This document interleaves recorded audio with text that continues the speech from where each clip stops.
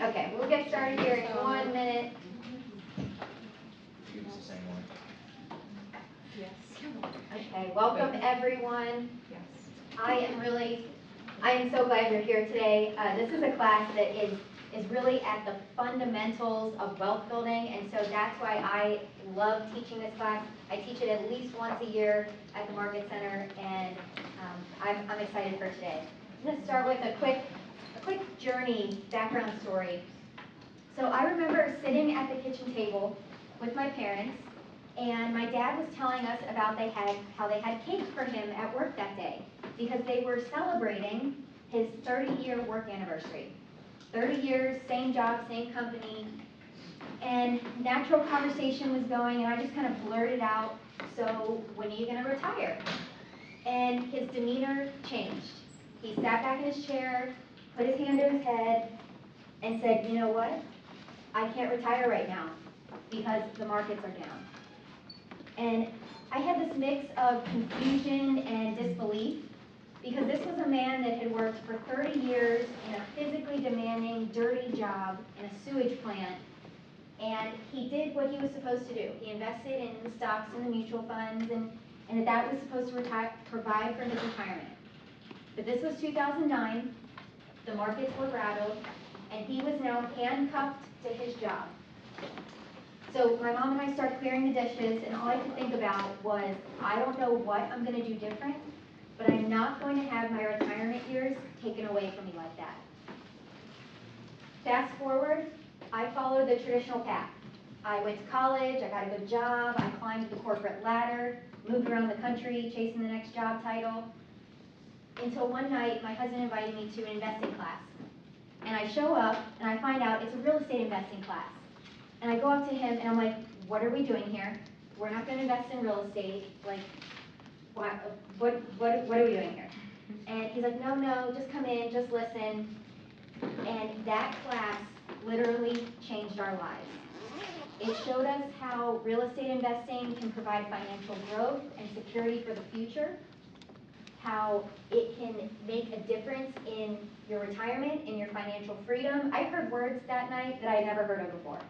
Passive income, cash flow, assets, things they don't teach you in engineering school. And I drove home that night thinking, man, I wish my dad would have had this kind of opportunity or learned about this, because it could have prevented him from working for 35 years in a physically demanding job. We all have someone in our life that has worked really hard and has not gotten the outcome that they expected. For me, it was my dad. For you, it may be a spouse, a friend, a colleague, maybe a grown child. Whoever it was, ultimately, their cash flow, their income, their net worth, it wasn't enough. It wasn't enough to provide, and they don't know it's not enough until it's too late. My husband and I started investing 10 years ago. And like many of you, the reason we started investing was to provide cash flow and income that could provide for financial freedom, that could provide for a secure retirement. And looking back, one of the most powerful habits that we have done over the last 10 years has been tracking our personal financials. It has helped contribute to our success, and it has become our roadmap to our investments. So my name is Emily Cortright, and I believe that everyone in this room has the ability to look up in 5 to 10 years from now and be massively wealthier by tracking your financials and having an intention of investing. If you would have asked me 10 years ago if I thought I'd be where I am today, I thought, those numbers looked too big at the time. But real estate investing and investing in general can get you there, and it can get you there faster than handing your money over to somebody else. And so I'm really excited about today because personal financial statements, like I said, has been the habit that has contributed to our success. We're going to talk about the two biggest documents when it comes to personal financials today, the profit and loss statement and the balance sheet. We're going to break those down, then we're going to go into the practical applications. First, I want to give a quick intro. I've been at the office for 10 years. I've been on ALC for 5, led culture. Now I'm the wealth ambassador. I've been a single family investor for the entire past 10 years. Flips, rentals, wholesales, owner finance. We have a lot of subject to. I'm answering a lot of subject to questions these days, creative financing questions, so feel free to use me as a resource. I have some extra cards up here. I've invested in multifamily. We still own large multifamily. And I've also invested in notes, so mortgage notes, as owner finance and on the secondary market. So the KW Wealth Mastermind, which I joined about a year ago, has been really inspirational in the past year for me to grow and expand my portfolio. We're going to see some examples of that today when we talk about the practical applications for your personal financials. So let's dive into the principles. Warren Buffett says that if you don't find a way to make money while you sleep, then you'll work until you die. We all know there will be a day when we wake up and we do not want to buy or sell real estate anymore. When we say, you know what, I'm ready to just not work. I'm ready to have money coming in. And if you don't have personal financial statements, you don't know if you are prepared for that. My dad was caught off guard. He did not know that he couldn't retire until it was too late. And so this is the reason that we don't want to be blindsided. Starting now is better than starting 5 years from now. The other sad reality is that half of Americans have 0 retirement savings, 0, right? That's sad. We have to fix that. We can all take our futures into our own hands. Now, most people just invest in the traditional routes. Most people, like my dad, meet with a financial advisor and just give them all their money and say, yeah, go ahead and invest this in whatever you think's good. And then they show up and, the next year and it's lost money and they're like, they just trust the financial advisor.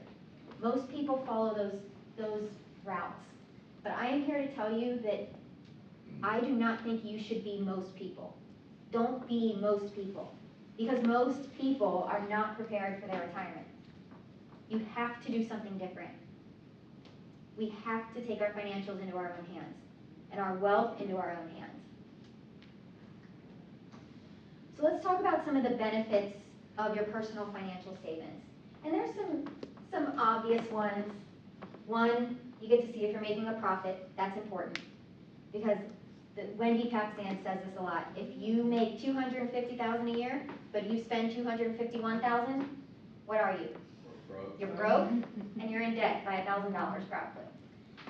And so it's important, no matter how much you make, to make sure that you are not spending it all. So that's number one. You can set and you can track financial goals. Those can be on the personal side. We're not going to go into budgeting today. There are other classes on budgeting. But having your numbers on paper allows you to take that next step of like, okay, well, I'm not profiting enough. Now what can I do to fix that? You can plan for future and large purchases. At tax time, your CPA is going to like you a whole lot better if you have your numbers worked out. But the biggest thing, and the thing we're going to talk about the second half of the class today, is having your numbers in front of you allows you to develop an investment strategy. And answer the question for you, how much should I invest? Because that's a big question that a lot of people have. They say, well, here's my estate, here's my numbers. How much should I be putting into a certain investment? Well, you're not going to know how much until you see where everything else is and what it's doing. So we're going to talk about that mostly. And overall, just creates a financial awareness. Like I said, you need to take your wealth into your own hands. Nobody else cares more about your future wealth than you do, right? So the first document we're going to talk about is most of you've probably heard of. And the math behind it is what you earn minus what you spend is your profit. That's the $250. You make $250, but you spend $251. You're at a negative $1,000. Well, we're gonna use the bigger words. Income minus expenses equal profit. And so give me some examples of personal income sources, income streams. Just yell them out. Employment. employment, so we'll say W-2, like salary, Rental properties. rental properties, what else? Who has a closing this week? What are you making? Commission. Commissions? Where else could we get income from?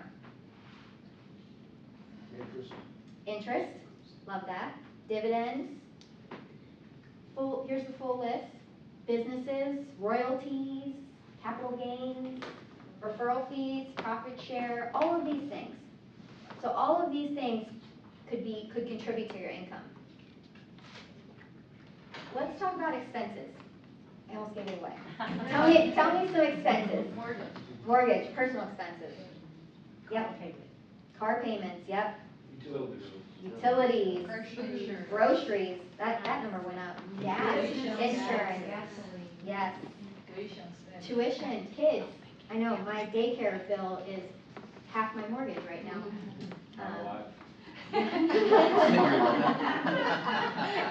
What'd you say?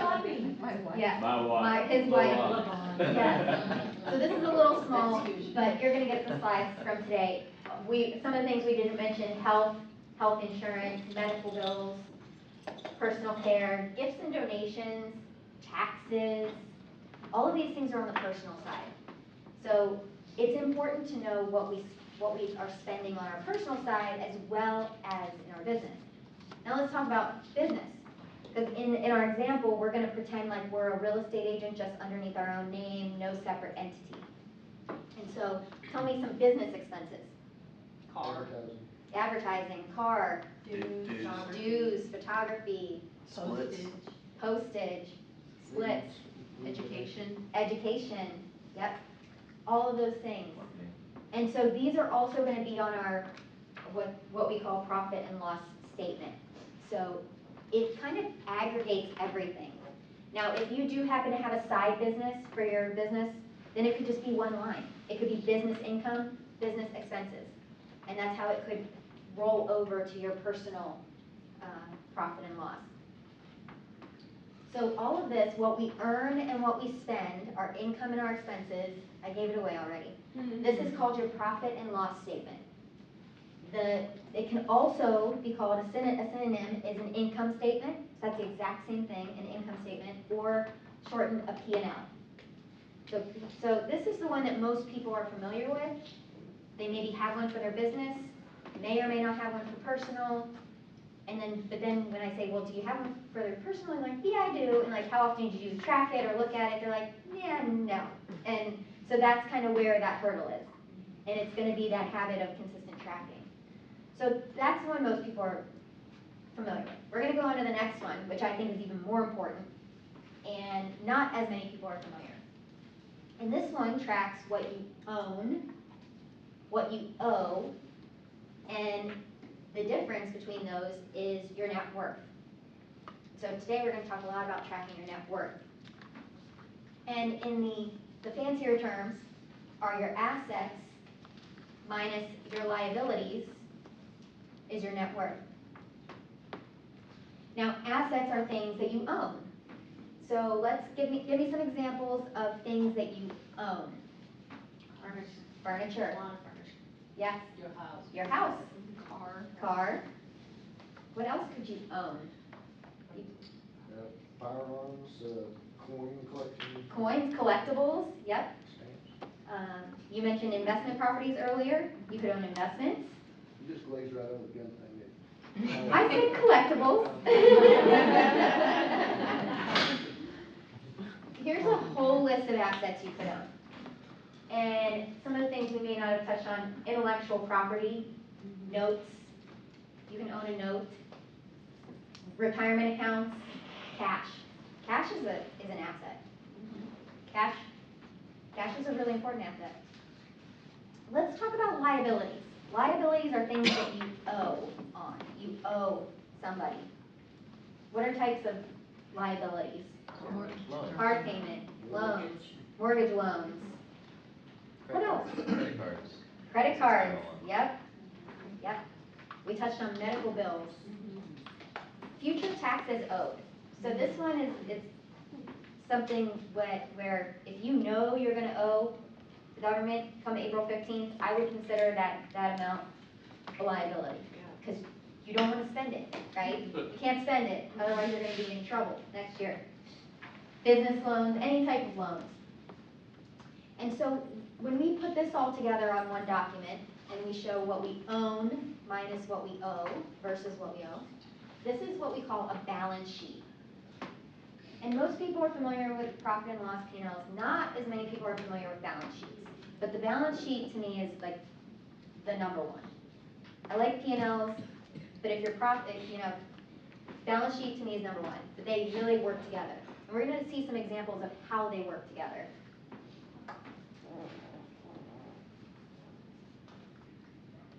So I want to do a couple examples. So at the top, we've got our P&L. We've got our income and our expenses. On the bottom, we have our balance sheet. We have our assets and our liabilities. Now, where would realtor commissions show up in these like 4 areas? Income. Now, are there expenses related to that? Yes. Is there any asset related to that? Not usually. No. Is there like a liability related to your commissions? No. So those are going to show up on the income statement. So like your commission, your expenses, like your regular business expenses, none of that shows up on your balance sheet. Where would a personal home that has a mortgage on it show up? Does it? Assets, liabilities, expenses. Now, unless you're Airbnb your home out, your home probably doesn't create income for you. So we said all 3 of them: expenses, assets, and liabilities. So you're going to get all these slides. So every category of thing is going to show up a little bit differently. We're going to go through a couple more examples. Where would a mortgaged rental property show up? Same 3, or actually all 4. All 4. Income, expenses, assets, and liabilities. So pretty cool, because that's when you start to see really cool magic, when like you've got income coming in, and you got your asset value, and your mortgage is going down every month, and your market value is going up every few months. That's when the numbers start being really nice. What about a mortgaged car? Like a car that has a loan on it. You have a loan on your car. Yep, expenses, liabilities, and an asset, right? It is still an asset. And unless you drive for Uber, you probably don't have income from your car. Similar to your house. Let's talk about if you sold a property owner finance. Where would that show up? With income, assets, Asset liability. no, Is it an asset? I mean, it's income. it's income, You don't own any. and it's assets. It's just personal. But you don't owe That's anything on it. Like, It's a beautiful thing. it is a beautiful thing. I love that. I know. I just sold my rental property owner finance. I'm making $17.50 a month, and it's way easier than being a landlord. Yep. I love it. So this one's a little interesting. Yeah, it shows up under income and assets. 2 really good places. And then last one, where would gold show up? Assets? Well, the expense, actually the gold classes that I've been to, they talk about holding costs. Every gold class has been like, oh, well, you have to pay to store it, and you have to pay to insure it, and you have to pay to do this. And I'm like, well, it sounds like it doesn't cash flow, and it's going to cost me a lot of money while I hold it. So gold was an interesting one, because at first I wasn't going to put expenses, but I was like, no, in reality, there are expenses, and it doesn't cash flow. Okay, so those were some examples. Now, a lot of the reason that people don't track their personal financials is because they don't have time. And so I want to tell you how I save time in doing this. And I use a software to help combine all my expenses, because that's the biggest thing, right? We have like 50 transactions with Amazon, we have groceries, we have this, we have that, and it's like, how do I sum up all of that? It's going to take way too much time. Well, there are free ways to do that, and mint.com is the one that I use. I'm going to show you some screenshots from my account. but there are lots of others. There's Betterment, there's Empower, there's Good, what's it? Good Budget. They're all free. I picked Mint because it's owned by Intuit, which owns QuickBooks, and I just feel like it's a little bit safer, but you can pick any of them, right? And there's a lot of them that have the app. They all have apps too. So if you make a purchase, you can go in and categorize things right away. Now, what Mint does is Mint takes my 2 credit cards and 3 bank accounts, and it just sums it all up for me. And it shows me a really nice, I'm gonna go to this next one, and I'll come back to this. It shows me a really nice little pie chart that says, this is what you spent last month. And so this takes a lot of the time commitment out of it, right? I think the time commitment is, people are afraid that it's gonna take them too much time to do their personal financials. Well, when it just aggregates it and gives it to you in a nice little pie chart, and then you can take those numbers and stick them right in your expenses and your profit and loss, it's a lot easier. Yes? Quick question, and I may be jumping ahead. Where's your start point? We'll talk about that, because we're gonna do an exam. I'm gonna pass out the P&L and balance sheet, and we're gonna kind of go through that. Okay. Let me go back and I'm gonna talk about Mint, and some of the reasons, and I'm just gonna kind of give you a quick overview of why I like it. One, you get to choose which accounts it's gonna sum up. So let's say my husband's credit card's loaded, and I don't wanna see that account, I don't wanna see his stuff, I could just uncheck it. So it lets you kind of pick which accounts you wanna pull from. It also lets you do any different time frame. So do you want to look at last month's numbers? Do you want to look at this month's numbers? Do you want to look at the last 3 months? It'll report out in any way that you want. And then the last thing that it does is it could literally be your entire balance sheet and profit and loss for you. It could do all of that, including net worth, right? You could put in all your assets, you could put in all your liabilities. I use Mint, it like links to my mortgages on my rental properties. And it links to Zillow, the Zestimate, just built in. And so, but every month, it automatically adjusts. So Mint says, your home is worth this, and your loan is now this, because it's pulled it from my loan. And so you have the option to like link everything to Mint or whatever software you decide to use. And it could track your net worth. It could track all your profits too. So we don't do that. We still put ours into an Excel spreadsheet because we're pulling stuff in from everywhere. So, but you could use Mint if you wanted to do all of it. Now, the only thing that you have to do, and I kind of touched on this, the only thing you have to do during the month or at the end of the month is make sure the charges are categorized right. So we might have a spending problem at Amazon, but my husband, he's the worst at like, oh, he thinks of something, he's like, I need this, and he just orders it. And I'm like, could you at least put it in the cart for 24 hours so we don't have like 4 charges on one day? So, but Amazon, so Mint Auto puts it as groceries, and because sometimes we do order like specialty food items, right? But then sometimes it's gifts, sometimes it's shopping, sometimes it's home maintenance and business, right? And so that's the only thing that you really need to do when you're using kind of a software like this, is go back in and say, okay, well, that was business, that $32 was light bulbs, so that's home maintenance, you know, that kind of stuff. So adjust the category as needed. Now, kind of going back to the basics, we still use an Excel spreadsheet for our master, we'll call it profit and loss, and our balance sheet. 2 different tabs, just like the one you're gonna download. But we use software to help save time in getting those numbers, and then we enter those numbers into the Excel. So you have different ways you could get started. You could start with paper, and I'll pass out a paper version. You could start with just the Excel spreadsheet, or you could do fully digital and just keep it within whatever software app you decide.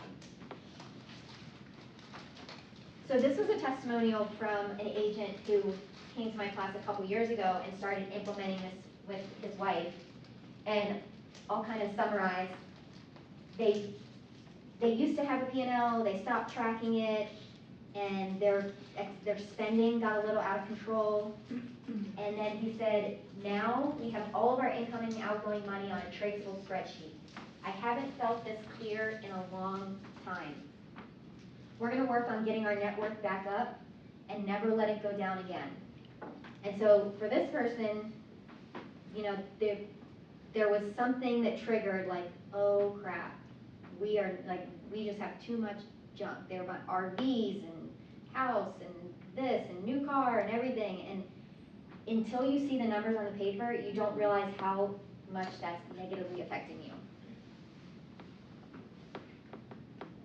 Okay, so now let's get into a quick workshop section. And Ashley, if you can help me pass this out.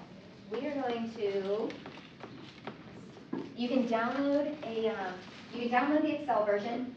You are going to have to download it. Like, this is not a live Google sheet, because I don't want you, can't have like 30 people adjusting the same sheet. This is going to be front back. And so, whether you, even if you prefer, even if you prefer digital, I still encourage you over the next few minutes. Do you need more? Yes, I'll make some. Ashley has more, I think. Let's see if we have. 3 more. I need about. I already gave 4.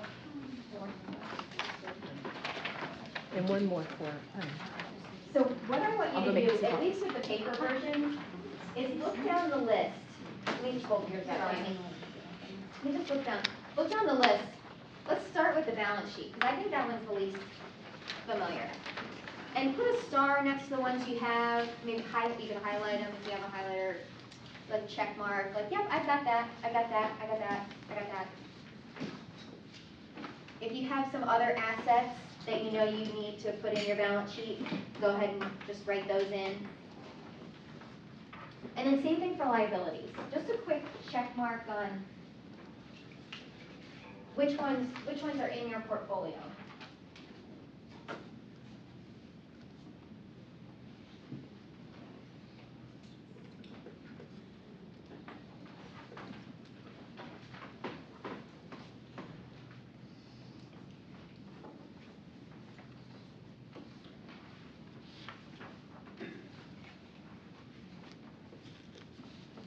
And what I want to show you real fast is that these spreadsheets that you'll download, whether you download it now or at the end, they are all, make sure you can see that, they're all built with formulas already.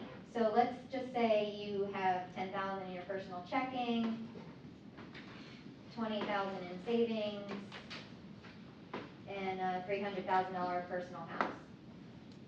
Then you can come down under liabilities. Let's say you owe $200, and that's it. If you scroll down to the bottom, it's already going to do the math for you. So the spreadsheet is made to be fairly user-friendly. So if these were your numbers, your net worth would be $130. Same thing with the profit and loss statement. If you just start typing in numbers, let's say you make $10,000 this month on W-2, $10,000 on commission, and you just plug in some expenses, it's just going to auto-calculate down here at the bottom what your profit was. So I was trying to make it as easy as possible. This is just an blank Excel spreadsheet for you to use as you see fit. Or you can use paper, or you can use digital. Okay. I'm going to ask, let's see.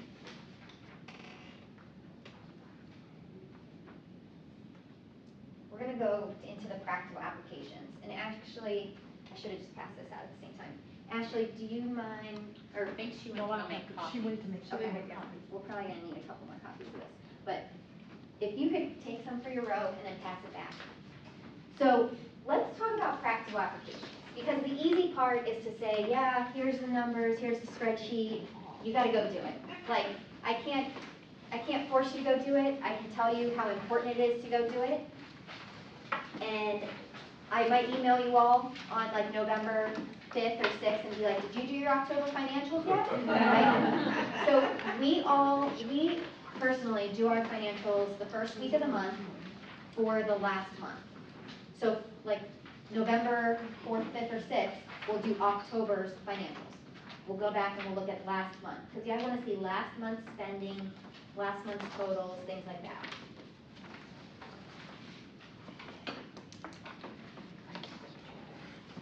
So when we talk about I want to talk about just like mindset and overall like wealth mindset. And this is a chart from Robert Kiyosaki, Rich Dad Poor Dad, which is one of my potential raffle books today.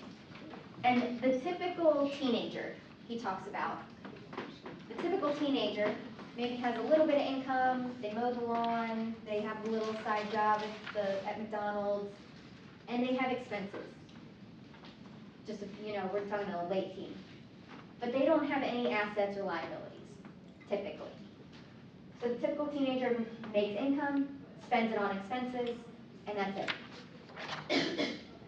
Then you kind of go into your typical adult, and this would be somebody like my dad. He has a job that brings in income, but he also has liabilities. He has a home loan, he has a car loan, he might have credit cards, things like that. And so that income, not only does it have to pay for his expenses, but it has to pay for his liabilities too. Which we learned from kind of going back and forth on the examples, like the expenses are not the same as the liabilities. When we talk about a true wealth building mindset, we have assets in our balance sheet that create income. And then that income pays for our expenses and our liabilities. And that kind of goes back to, if you don't find a way to make money while you sleep, you'll work until you die. Like if you don't find a way to have assets producing income so that you're not reliant on your job, then you will be able to retire. If you don't do that, you'll work until you're 70, 80, 90 years old. Because if you stop working, you'll stop getting income. So the name of the game with investing is to build up that balance sheet, build up the assets that create income that feed the rest of your lifestyle. So that's our end goal. And then I don't have a slide for it because this was talked about yesterday in the ALC clinic. And they've shown this chart before at the KW Wealth Mastermind. I loved it, but I didn't have digital copy. So yesterday they gave us a copy of it in our ALC clinic packet. And I was like, yes, I love this chart.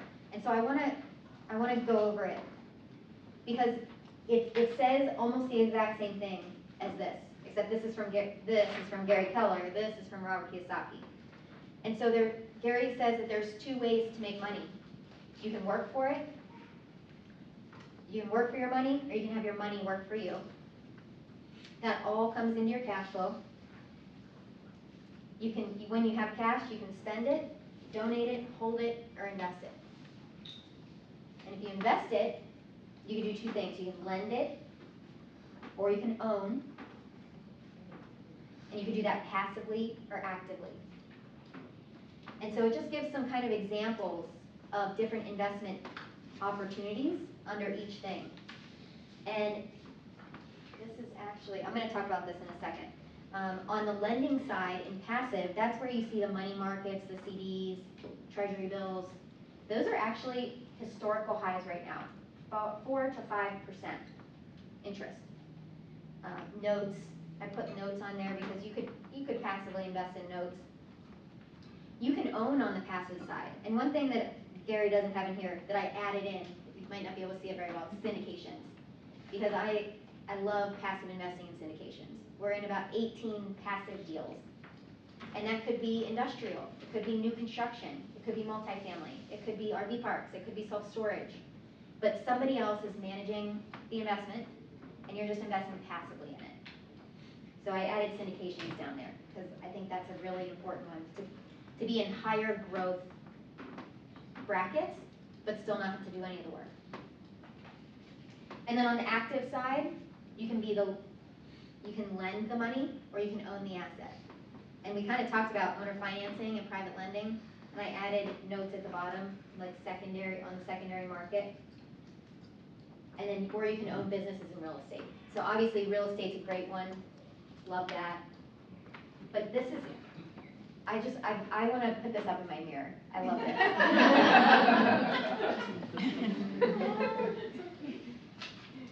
So another thing that Gary talks about in Millionaire Real Estate Agent is the 4 conditions of money.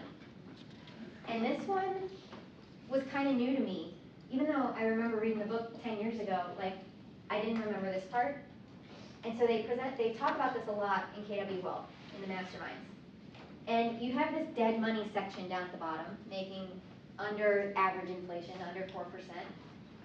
Then you have safe money, you have healthy money, and you have wealthy money. And what are some examples of different things that produce these kinds of returns? Well, at the very, very bottom are like checking and savings accounts that are like 0.01% interest. That's the dead money. In that 4 to 5% range are the treasury bills, the high yield savings. I-bonds used to be really good, they're not as good anymore, lower 4s. Then you get up to owner financing and notes, then you get up into the more really high return stuff, the flips, the multifamily, mobile home parks, RV parks, industrial and warehouse space, things like that, up there in the wealthy money. Self-storage, private lending. That's where, so they talk about needing to have a variety, right? You want some in each of the buckets. And so your journey is gonna look a little different. My journey over the past 10 years, I've been able to add green, the green is what I'm invested in. So I'm a little bit in each category. And the KW Wealth has helped me diversify more into those categories. I'm gonna show my numbers. I wanna talk about some previous classes that we've recorded. So there was the Too Much Dead Money class that was all about treasury bills, high yield savings, and private notes. And these were in the 4 to 7% range. So if you want that class, email me, we recorded it, and I can send you the slides and the recording. There's another class that we did, List It Last, Become the Investor, that talked a lot about owner financing, creative financing strategies, talked about flips. And so if you're interested in that class, again, please email me, I have that recording for you. So if you are brand new to investing, and this is where your balance sheet becomes a roadmap. Because once you have the numbers down, the next goal, and really the next step in your wealth building journey, is to say, well, what is that money returning? So you checking account, okay, look at your statement, 0.01%. Okay, that's dead money. You know, if you're in a high yield savings, okay, that one's getting 4.7, good, you know, that's, we'll call it safe money. And but then going to your investments, let's say you have a stock portfolio. What did that do in the last year? Did it do 2% or did it do 9%? And so that's where a lot of times people come to me and they say, well, I have $150,000 in stocks. Should I use that to invest in real estate? I'm like, well, I don't know. What did it do last year? Like, can real estate do better? And they have to go back and they have to look to see what it did. Because if it's doing 15%, I'll tell you to leave it there. If it's doing 2%, I'll tell you you need to put most of it in real estate or something else. And so a beginner investor, the breakdown may look something like this. 40% in safe, 40% in healthy, maybe just 20% in wealthy. With wealthy, it's going to be a little bit higher risk, higher return, right? Now, there's no right answer. There's no right answer. This is just like well, this would be a safe breakdown. And me personally, I'm a lot more aggressive in the wealthy money category because I've got time and I can stand to lose a little bit. I've got time for it to build. So this is my current breakdown. This was after the past year of learning with KW Wealth. I do have some dead money because we're always, you know, I feel like it's kind of a pipe dream to say like you're going to have zero dead money, right? I think you might just always have a little bit. But reality, my high yield savings money that's getting 5%, I can access that money in 1 to 3 days. So I really shouldn't have very much debt money. That's probably still too high. But I'm up at the 60% wealthy. Like, I'm going all in, right? Like, I got time, I'm young, I got time, like, I can take higher risks and I want the higher returns. So this is just me personally. But I want to show you my learning journey from KW Wealth. Because when I've been tracking my finances for 10 years, but I didn't do like going line by line and saying, what is this returning? Is this dead money, safe, healthy, or wealthy? Till about a year ago, till KW Wealth. And this was what it looked like.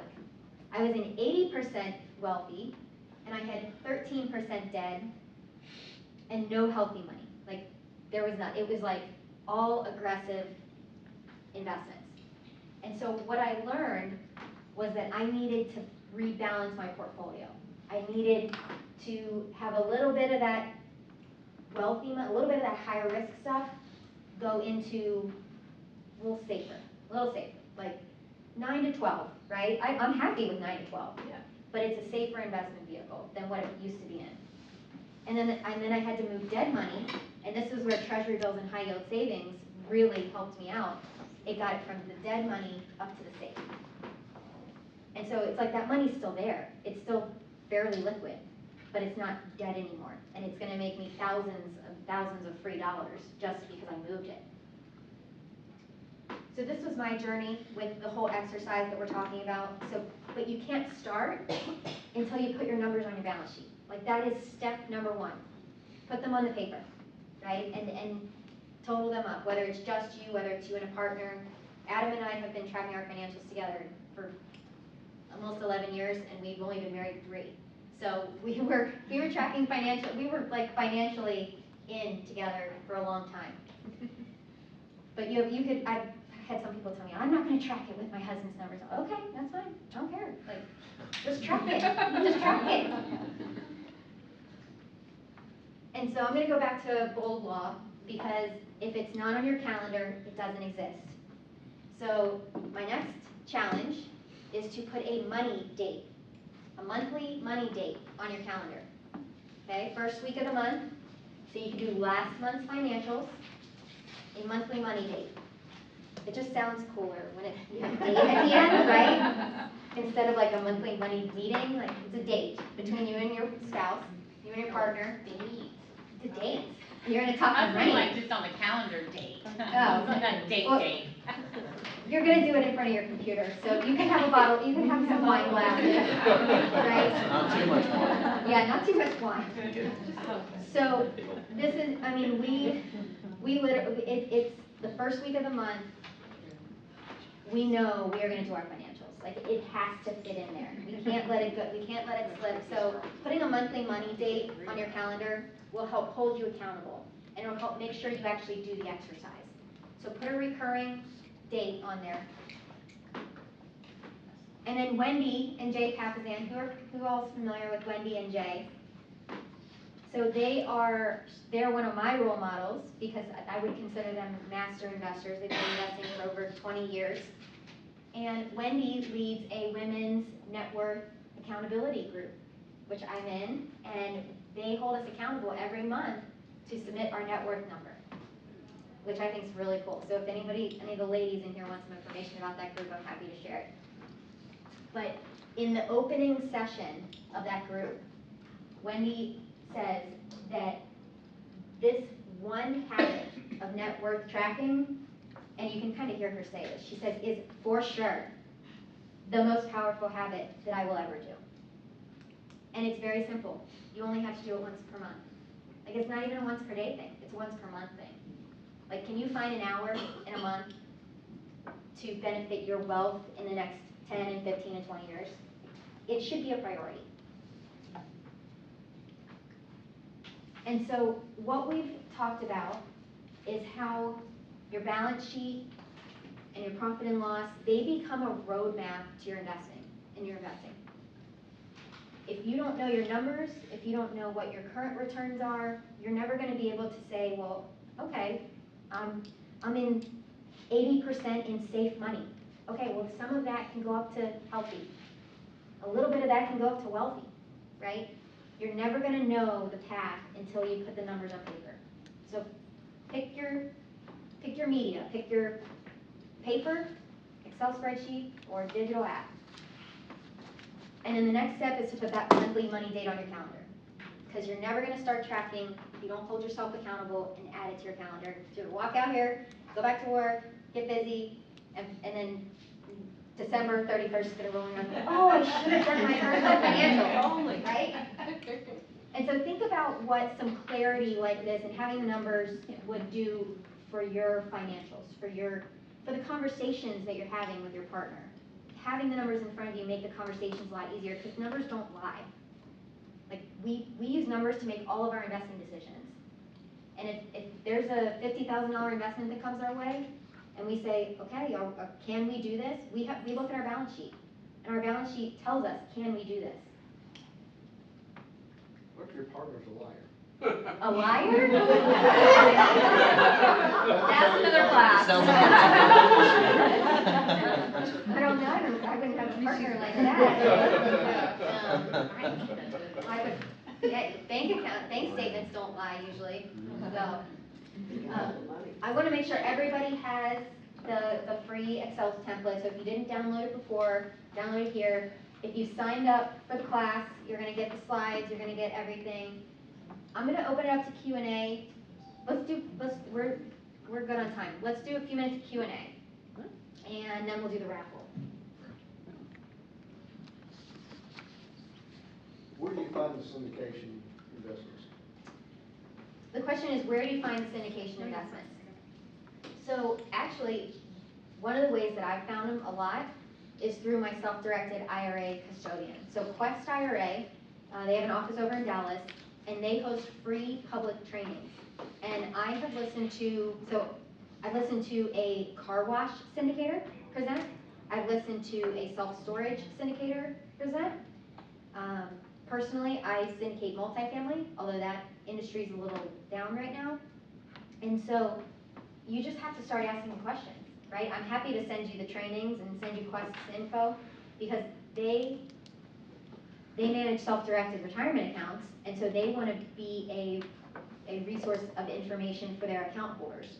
So that's a great question, but you just have to start asking and looking around, but there's a lot of good ones out there. What other questions? Hey, Emily? Yeah. On the template, on the Excel template, it's only a view. Yeah, you have to download it, because if it was like a open sheet, everybody would just be typing in their numbers in the same sheet. Okay. So you have to download it. And if you can't, I will make sure to put the Excel spreadsheet like in the email that goes out to everybody. I was just gonna say too, I know you brought to my attention that this is good too, to know, okay, am I earning money 5 years from now, 10 years from now versus getting cash flow to help offset your current expenses? This is Yeah. a great way to evaluate even what you're investing in. Yes, and so that's a good point. And what Ashley just said was like, we have our balance sheet for today. A balance sheet is a snapshot in time for today. But what KW Wealth teaches and what you can do is you can project that out into the future. And especially, let's take a rental property, for example. Let's say a rental property is going to appreciate by $10,000 a year. And you're going to hold it for 20 years. So it might go up by $200,000. And you could, drag those cells out and those values out, and you could see what your net worth is going to be in 10 years from now. And that's where it gets really powerful, because there's some investments that cash flow today, and that's great. But there's some investments that you say, here's my money, and in 5 years you might get that money back. So when you look out, you could put in 5 years from now, you could put, let's say you invested 50,000, let's say you're going to get 100 back in 5 years. So you could put that in that outlook, and then your net worth in 5 years is going to bump up. And so that's kind of step 2, is looking out and projecting out your net worth into the future with the assets that you have.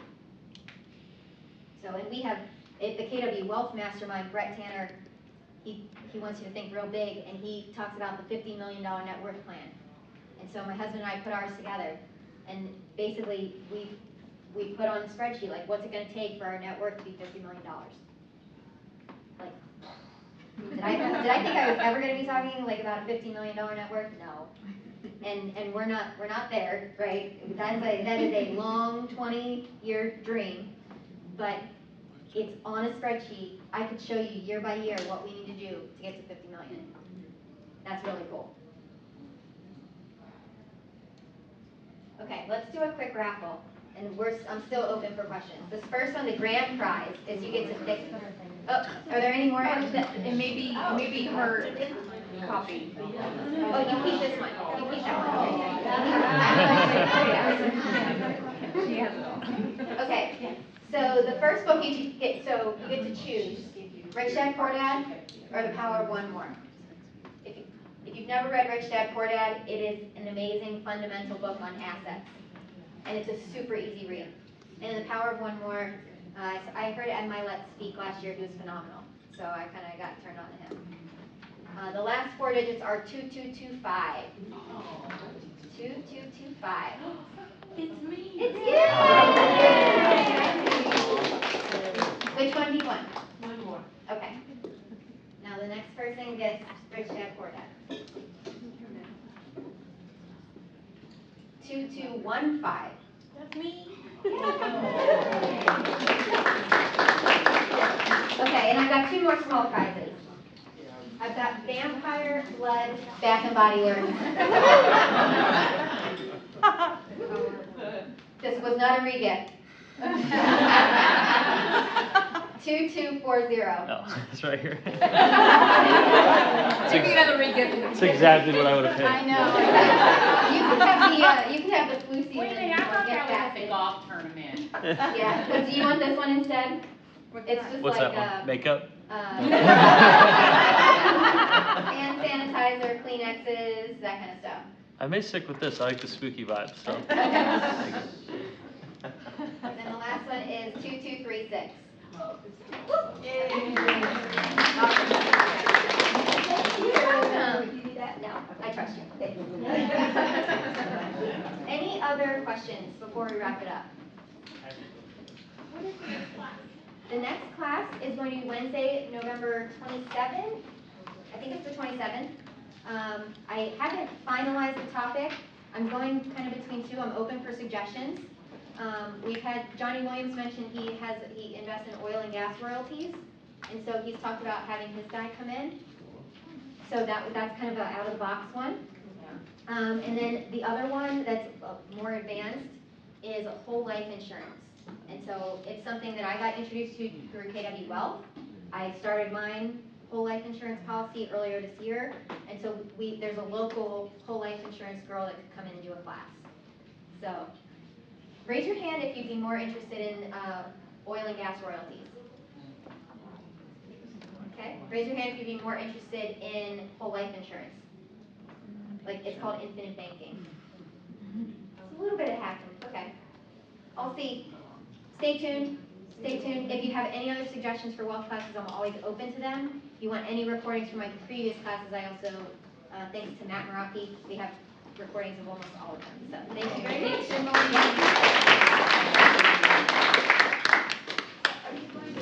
I also have extra business cards.